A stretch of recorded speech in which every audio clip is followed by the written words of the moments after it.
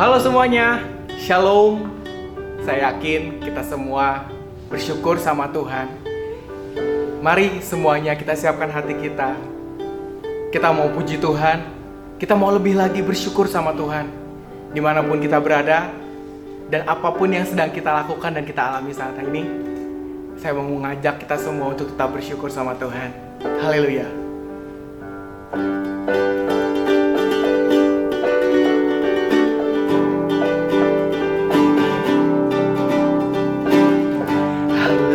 Aku memuji-Mu Tuhan, karena kasih-Mu tak berkesudahan.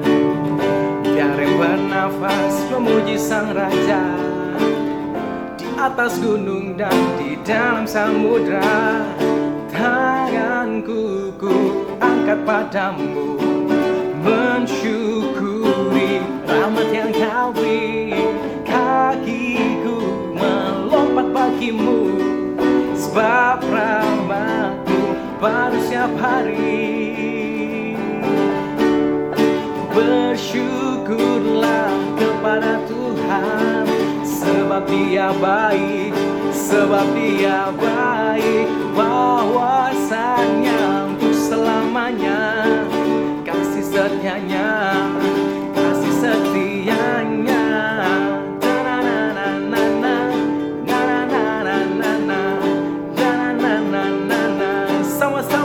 Haleluya, haleluya, ku memuji-Mu Tuhan, karena kasih-Mu tak berkesudahan. Biar bernafas memuji Sang Raja, di atas gunung dan di dalam samudra. Tanganku angkat padamu, mensyukuri rahmat yang Kau beri. Kakiku melompat bagimu, sebab rahmat-Mu baru setiap hari.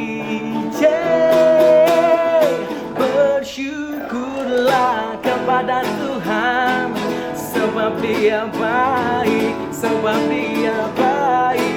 Bahwasanya untuk selamanya kasih setianya, kasih setianya. Kepada Tuhan, sebab Dia baik, oh sebab Dia baik. Bahwasanya untuk selamanya kasih setianya, kasih setianya. Na na na na na, da da da da da, na na na na na, yeah. Na na na na na, na na na na.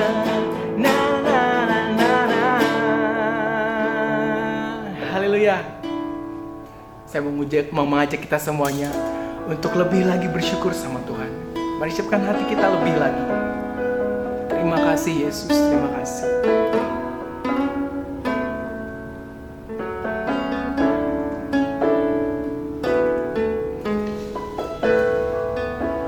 Bersyukur selalu bagi kasih-Mu di dalam hidup.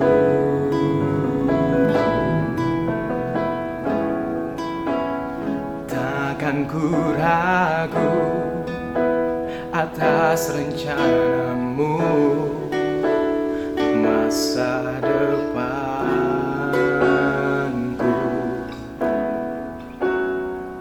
Sebagai Bapa yang baik, takkan pernah Kau melupakanku. Sebagai Bapa yang sangat baik,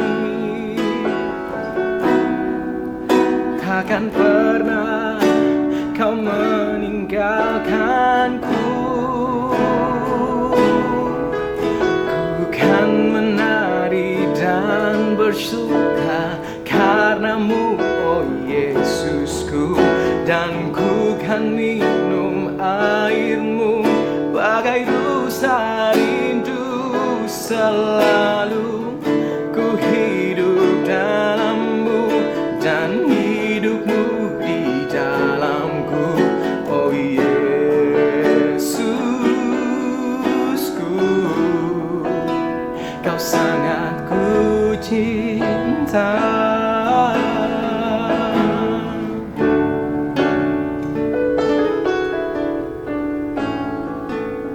Bersyukur selalu bagi kasih-Mu di dalam hidupku.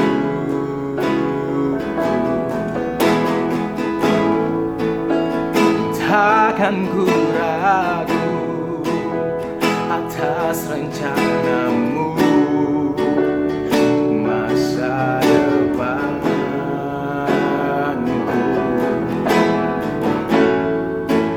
Bagai Bapa yang baik, takkan pernah Kau melupakanku. Sebagai Bapa yang sangat baik, takkan pernah Kau meninggalkanku. Ku kan menari dan bersuka karena-Mu, oh Yesusku, dan ku kan minum air-Mu sebagai rasa rindu selalu. Ku hidup dalam-Mu dan hidup-Mu di dalamku, oh Yesus. Ku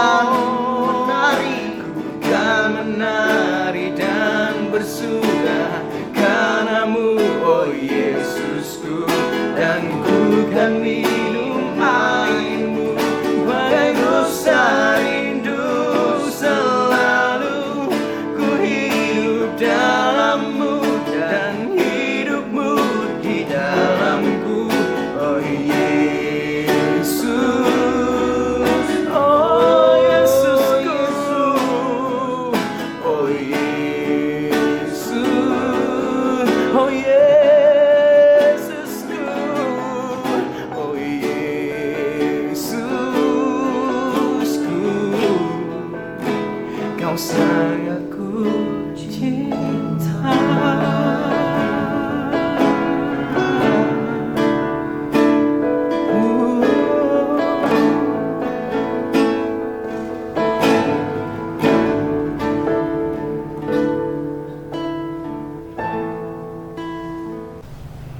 Shalom, apa kabar Bapak Ibu Saudara sekalian? Hari ini kita berjumpa kembali, ya. Beberapa minggu yang lalu kita sudah membahas bersama-sama. Allah sudah menempatkan kekuatannya, Dia sudah menempatkan firman-Nya dan Roh Kudus-Nya di dalam hati kita. Nah, sekarang bagaimana kita mengalirkannya? Bagaimana kita mengaktifkan kekuatan yang Tuhan sudah tanam di dalam diri kita? Kita sudah belajar tentang kasih yang semula. Kita sudah belajar tentang doa dan juga berpikir. Kita mulai berpikir hal-hal gagasan-gagasan, perencanaan yang terbaik, apakah untuk pekerjaan kita maupun pelayanan kita atau kerajaan Allah.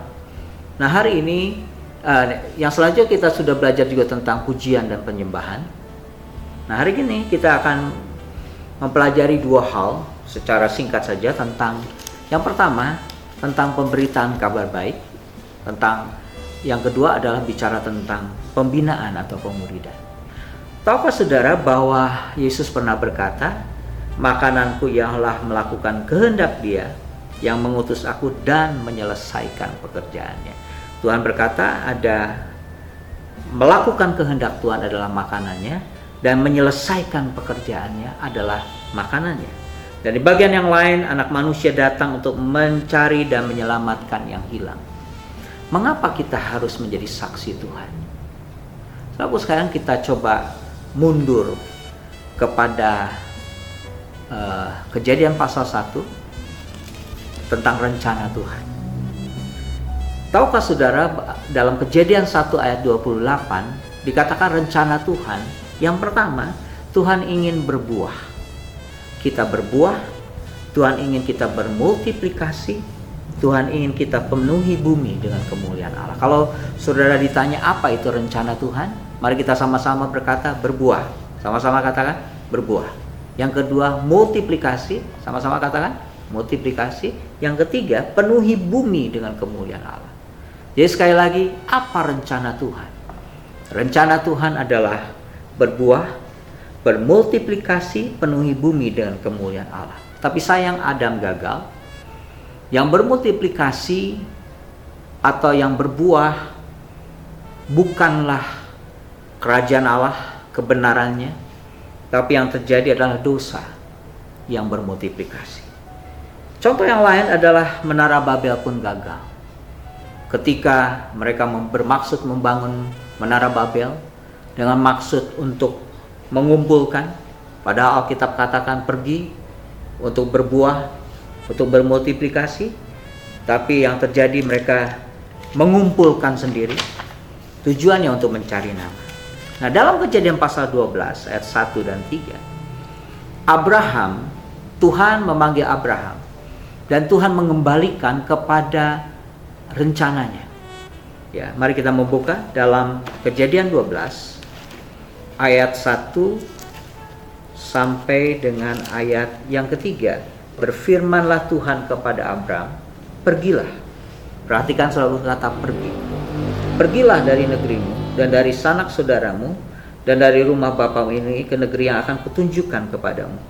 Aku akan membuat engkau menjadi bangsa yang besar dan memberkati engkau, serta membuat namamu masyhur, dan engkau akan menjadi berkat. Aku akan memberkati orang-orang yang memberkati engkau, dan mengutuk orang-orang yang mengutuk engkau, dan olehmu semua kaum di muka bumi akan mendapat berkat. Saudara perhatikan ada 4 hal disebutkan di situ. Yang pertama, menjadi bangsa yang besar. Yang kedua, memberkati engkau. Yang ketiga, menjadi masyhur, membuat namanya menjadi masyhur. Dan yang keempat adalah menjadi berkat. Menurut saudara dari 4 ini mana sebenarnya panggilan Tuhan atau rencana Tuhan buat Abraham? Panggilan Tuhan buat Abraham adalah menjadi berkat. Menjadi bangsa yang besar, memberkati dan membuat namanya masyhur, ini adalah fasilitas atau alat fasilitas untuk sebenarnya panggilan yang sesungguhnya adalah menjadi berkat. Lewat panggilan Tuhan terhadap Abraham, Allah mengembalikan kepada panggilan yang semula. Berbuah, bermultiplikasi, dan memenuhi bumi dengan kemuliaan Allah. Dan dikatakan, aku akan memberkati, aku akan memberkati orang-orang yang memberkati engkau dan mengutuk orang-orang yang mengutuk engkau, dan olehmu semua kaum di muka bumi akan mendapat berkat. Rencana Tuhan adalah supaya kita menjadi berkat. Oke, kita ulang sekali lagi. Rencana Tuhan yang semula adalah berbuah, katakan sama-sama, berbuah, bermultiplikasi, penuhi bumi dengan kemuliaan Allah. Penuhi bumi dengan kemuliaan. Nah, saudaraku sekalian, dalam Matius 28 ketika Tuhan berbicara kepada murid-muridnya, Tuhan berkata, pergilah, jadikanlah semua bangsa muridku. Tuhan mengembalikan kepada rencana yang semula itu, supaya murid-muridnya dan kita adalah murid-muridnya, pergi jadikan semua bangsa murid, kata Tuhan. Nah, Tuhan mau lewat kita bersaksi, lewat menceritakan kebaikan Tuhan, menceritakan salib Tuhan, kita sedang menjadi Allah Tuhan. Karena ketika kita memberitakan kabar baik, kita sedang mengaktifkan kuasa itu bekerja. Kisah 1 ayat 8 berkata, yuk kita baca sama-sama. Kisah 1 ayat 8. Tetapi kamu akan menerima kuasa kalau Roh Kudus turun ke atas kamu. Dikatakan apa? Dan kamu akan menjadi saksiku, pertama apa? Di Yerusalem, di seluruh Yudea dan Samaria, dan sampai ke ujung bumi. Roh Kudus turun, kita diberikan kuasa supaya kita boleh menjadi saksi, istilah lain dari menjadi berkat. Dan ternyata pengaruhnya tidak hanya berhenti di lingkungan yang kecil, tambah membesar, bahkan sampai ke ujung bumi. Artinya apa, saudaraku sekalian? Tuhan memanggil kita untuk memenuhi bumi dengan kemuliaan Allah. Tahukah saudara bahwa hati Allah adalah hati misi? Hati misi adalah hati yang mencintai jiwa-jiwa yang terhilang, mencintai desa-desa, mencintai kota-kota, dan mencintai bangsa-bangsa. Hati Tuhan adalah hati misi. Hati misi adalah jiwa-jiwa yang terhilang, desa-desa, kota-kota, dan bangsa-bangsa. Ketika sudah menyiapkan hati kita untuk mulai fokus menceritakan kabar baik, kita sedang mengalirkan kuasa Tuhan itu sendiri. Bagian yang kedua adalah membina orang lain. Saudaraku sekalian, Tuhan memanggil kita bukan hanya sebagai pengikut, tapi Tuhan mau supaya kita menjadi murid. Ya.